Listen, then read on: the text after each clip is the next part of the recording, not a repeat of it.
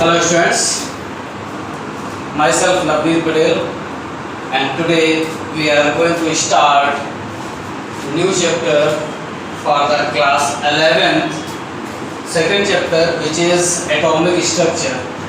Okay students, so as you already have learned in 9th class about the atom and the structure of atom, but here we discuss briefly about the structure of atom and what are the constituent particles of the atoms and what are property of these elements, of these particles. Okay students, so basically you know about the atom.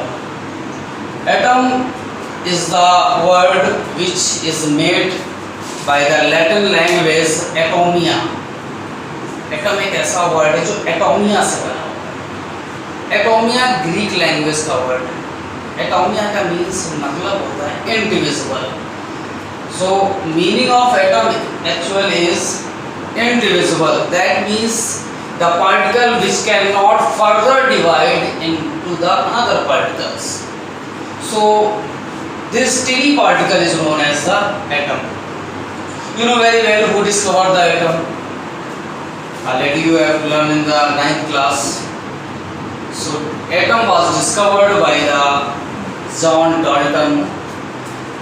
Philosopher John Dalton discovered the atom. Okay. लेकिन आप ये नहीं कह सकते हैं कि atom Dalton के पहले क्या किसी ने एटम के बारे में थ्योरी नहीं दी थी। इंडियन साइंटिफिक, शायद आप लोगों ने नाम सुना हो, महर्षि कनाथ, जिन्होंने एक बुक लिखी थी नंबर ऑफ फिलॉसफी। हिंदी में अगर ट्रांसलेट करें तो उसे सांख्य दर्शन को।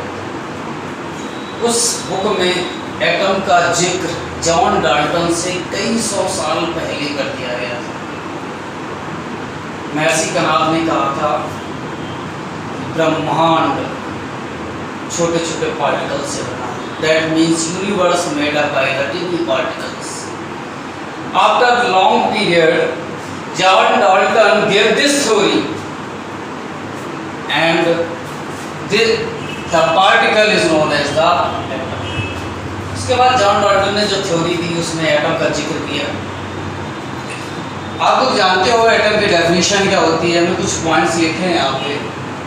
Atom is the indivisible particle, that means the smallest particle of any substance which cannot further divide into the another tiny particles is known as the atom. Okay, that means atom is the microscopic components of the matter. किसी भी matter या किसी substance का छोटा से छोटा part, उसे आप एटम का नाम देंगे। किसने? मैंने नहीं दिया, जॉन डाल्टन ने 1808 में डिस्कवरी की उन्होंने एटम की। सवाल ये होता है कि एटम की डिस्कवरी होने के बाद उन्होंने एटॉमिक थ्योरी की, एटॉमिक मॉडल दिया। आप लोग इस मॉडल को 9th क्लास में पढ़ के आए। हम यहाँ पर ज़्यादा डिस्कस नहीं करेंगे उसके बारे में। जो मॉडल थ्योरी, मॉडल्स उनके बारे में डिस्कस करेंगे, लेकिन छोटा सा आइडिया लेके चलो क्या है मॉडल। जो डाल्टन की थ्योरी हो क्या थी? डाल्टन ने थ्योरी दी कि atom is indivisible and atom do not present in the free state and cannot take part in the during the reactions and the chemical change. लेकिन एक चीज, जब लेवाजियर ने केमिकल रिएक्शंस या केमिकल्स ला दिए तब डाल्टन की थ्योरी नहीं की दली रह गई। फर्दर और भी बहुत सारे एक्सपेरिमेंट्स हुए, डी ब्रोगलिन एक्सपेरिमेंट्स किया, Planck theory I, electromagnetic theory I. So in theory से ये तो क्लियर हो गया कि एटम इंडिविजिबल नहीं है। एटम के अंदर भी कुछ ना कुछ पार्टिकल्स कैसे हैं, कहाँ से पता चला? आप जानते हैं इलेक्ट्रॉन, प्रोटॉन, न्यूट्रॉन के बारे में, लेकिन उससे पहले ये समझते हैं कि इलेक्ट्रॉन की डिस्कवरी के पीछे कौन कौन से एक्सपेरिमेंट थे। सो दे आर एटम डिविजिबल है, ये कैसे पता चला? एटम डिविजिबल है ऐसे पता चला कि इलेक्ट्रिसिटी और मैटर के बीच में रिलेशन क्या है। What is the relation between electricity and matter, and how can you justify atom is indivisible or divisible? Okay students, so relation between the matter and electricity. Okay, कुछ events हैं, इन experiments के जरिए आपको समझा पाऊंगा। सबसे पहला एक्सपेरिमेंट सामने आता है मैटर और इलेक्ट्रिसिटी के रिलेशन का, discovery of electric pipe. Electric pipe means electric battery which is discovered by the Volta. Okay, second one experiment 1807, isolation of sodium and calcium by the electrolysis, and this experiment done by Davy. Okay, next third experiment, discovery of law of electrolysis. This is the most important experiment in the science. Okay, ये experiment ऐसा था जिसने एक relation draw किया किसके बीच में, matter और electricity के बीच। इसी रिलेशन के जरिए ये पता चला कि एटम के अंदर भी पार्टिकल हैं। कैसे पता चला, क्या था एक्सपेरिमेंट, थोड़ा इसके बारे में डिस्कस कर लें। According to the Faraday, the magnitude, the quantity of substance which is deposited on the poles due to the passing electricity. That means अगर हम किसी भी सब्सटेंस में इलेक्ट्रिसिटी पास कर रहे हैं तो उसमें जो पोल्स होंगे, पोल्स मींस प्लस और माइनस वाले पार्ट, उन पे पार्ट्स पर कुछ न कुछ सब्सटेंस जो है वहाँ पर क्रिएट हो जाएगा। जैसे आप लोग घर पे बैटरी देखते हो, घर पे बैटरी पे देखना एक सब्सटेंस ग्रीन कलर का वहाँ पर जम जाता है नेगेटिव प्लेट पर या पॉजिटिव प्लेट पर।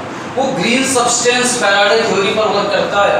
फैराडे का कहना था, इनका कहना था 1 मोल अगर सब्सटेंस डिपॉजिट हो रहा है तो उसके लिए जो इलेक्ट्रिसिटी चाहिए वो इलेक्ट्रिसिटी कितनी चाहिए, 96500 कूलम। कितनी चाहिए, 96500 कूलम। इसी को हम 1 फैराड भी कहते हैं। ओके, या 1 फैराड या 1 इलेक्ट्रॉन पार्टिसिपेट करता है। अगर किसी सब्सटेंस का 1 मोल सब्सटेंस डिपॉजिट हो रहा है पोल पे तो इतने कूलम इलेक्ट्रिसिटी रिक्वायर्ड होगी। यानी कि अब यहाँ देखो, इलेक्ट्रिसिटी रिस्पॉन्सिबल है मेटल डिपॉजिट होने के लिए, इलेक्ट्रिसिटी रिस्पॉन्सिबल है मेटल डिपॉजिट होने के लिए। तो ये एक्सपेरिमेंट इस बात को प्रूव करता था मैटर और इलेक्ट्रिसिटी में जो रिलेशन, कुछ ना कुछ रिलेशन होता है। तो according to the Faraday's, the quantity is directly proportional to the quantity Q या W ले लो आप, W is directly proportional to Q। Means जितना ज़्यादा हम इलेक्ट्रिसिटी प्रोवाइड करवाएंगे, जो पोल्स पे क्वांटिटी है सब्सटेंस की, वो उतनी ज़्यादा जनरेट होगी। सो ये एक्सपेरिमेंट था जिसने साइंस में एकदम बिल्कुल से उलट पुलट कर दी, डाल्टन की थ्योरी को बिल्कुल पलट के रख दिया।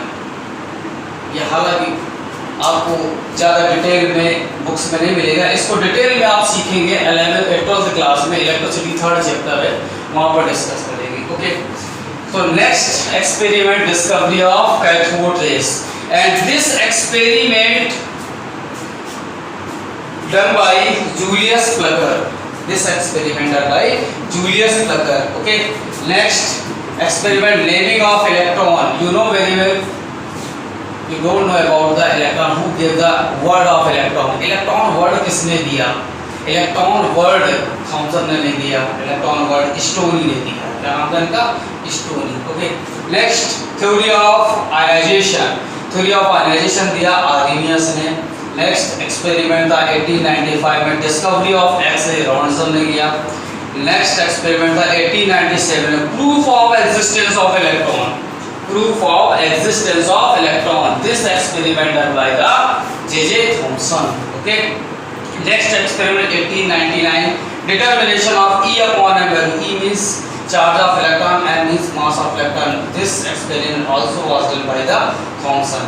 And next experiment 1909, oil drop experiment. This experiment done by the Militons, and by this experiment you get the charge of electron. Okay students, charge of electron. In next video we will discuss the discovery of electron. Okay students.